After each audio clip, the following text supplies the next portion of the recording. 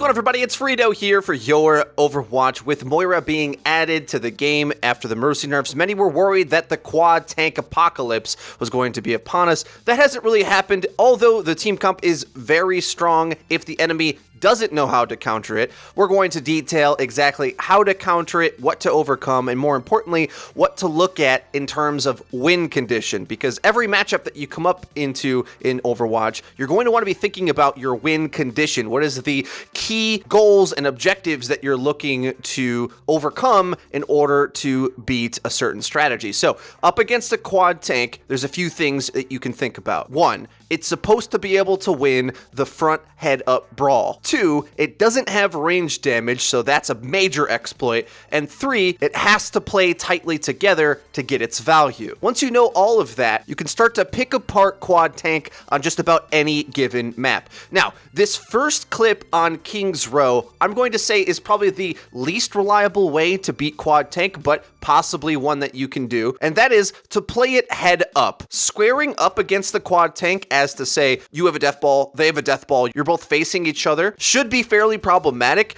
but if your Reinhardt makes a huge play and completely outplays the enemy Reinhardt, despite the fact that he has a bunch of other tank buddies that theoretically should be able to help him out, but if you simply just win the Reinhardt battle, it's over. There's 2 major critical components of the quad tank comp to work, and 1, it's the Reinhardt player being very good, and 2, the Moira player staying alive. If your Rein isn't good enough in quad tank, you might as well not run it. Losing the Reinhardt pin battle here took their shield out of the play, and then they're just a bunch of walking punching bags for the Junkrat to pelt into. But as I said, I don't think that's a reliable way to beat the quad tank, because oftentimes, as long as they're set up in the proper way, your Reinhardt trying to pin their Reinhardt can get the pin bubbled, get himself hooked. Defense Matrix could eat any follow-up damage on the Rein anyway, making for the aggro play really bad. But all things considered, my pin here as Reinhardt was just objectively bad, no matter what. Nothing about the comp really outplaying me here. I just got a little frustrated knowing they had quad tank and not knowing what to do. I took a bad engage, so I go for the other win condition, and that is to play in a deathmatchy way. Like I said before, most of the time I think you're going to struggle facing it head up, because that's going to require your coordination to somehow beat the very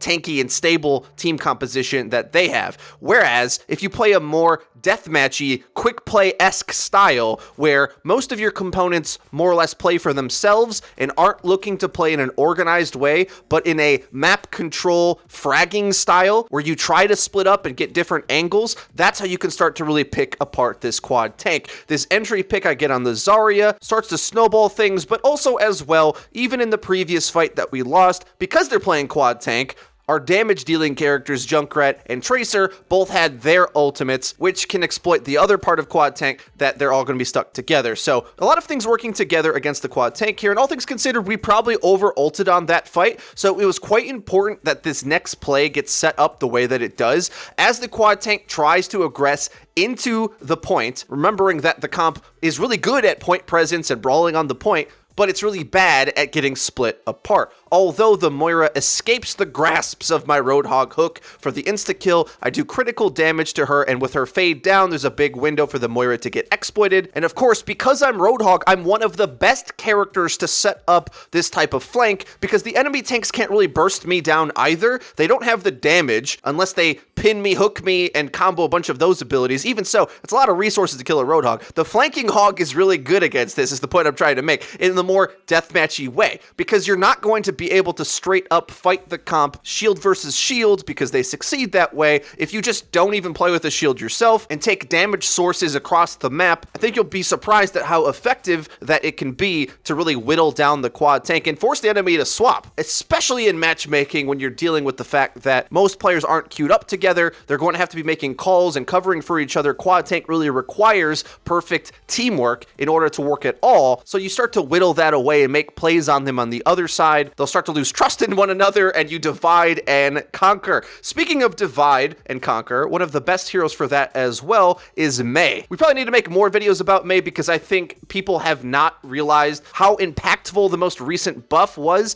to make her very good. But Mei, with her ability to split off the big beefy tanks, can be incredibly powerful, as soon as you start to separate the shield from the healing, this whole pick them apart premise of how to beat the quad tank sort of works for you. Freezing their main shield down, you can freeze through D.Va's defense matrix, you can cancel Roadhog's self-heal, and of course, Mei's Blizzard, you'll be singing tunes from the movie Frozen when you let that ult go, because of course they want to play together on the point, so Blizzard punishes that quite severely. The only thing that I would say to look out for with Mei is to make sure that you have some serious damage follow-up in your overall team comp. You need some big damage dealing threats because Mei doesn't kill the tanks quite quickly, so you might consider her either subbing in for the flex slot or even in the support slot going single healer, because remember, you're not really going to out-sustain the quad tank. They heal and cover themselves and have tons of healing with the Moira, and you want to kind of split up and divide them anyway, so putting the Mei in one of those slots so that you can keep a lot of damage threats will, I think, really leverage your advantage and start to stomp out this really cohesive team comp. And the last example that I'm going to utilize, I did use in my bunker video, but we'll quickly explain why it works out here to counter the quad tank. Normally, the quad tank wants to rush down the Orisa. If they don't know they're supposed to rush down the Orisa can be a really good pick, because for all the reasons that we've explained before. If your team is able to divide and conquer and spray down the quad tank like fish in a barrel, those are the engagements you're going to want to look for. The problem is, and the reason why Orisa isn't very good against the quad tank, is because the proper engagement for the Orisa player is to avoid contact at all costs. So,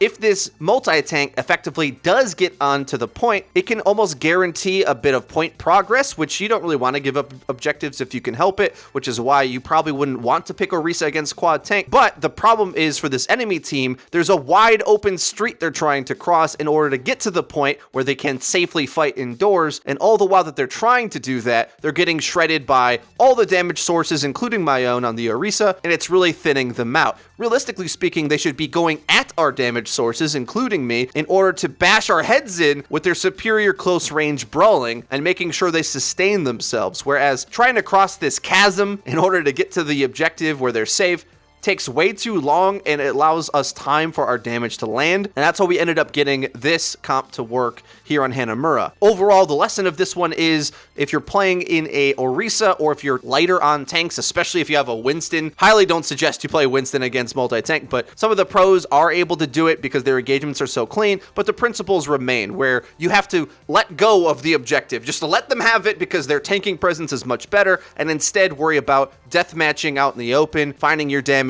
and whittling them down. Well guys, I hope this video helped you out in order to counter the somewhat devastating quad tank. Range damage, flanks, always remembering to give up point presence if you have to. Those are the keys to victory. If you enjoyed the video and you did find it useful, be sure to leave it a like. It really does help us out and lets us know that you're enjoying the content. If you haven't already, please subscribe, because we upload each and every day, so you're going to hit the bell icon so that you get notified when our videos go live. Link to the description, as well as our Twitter, where we tweet out news, updates, and dank memes. That's been it for me. I've been FREEDO for your Overwatch. I'll see you guys next time.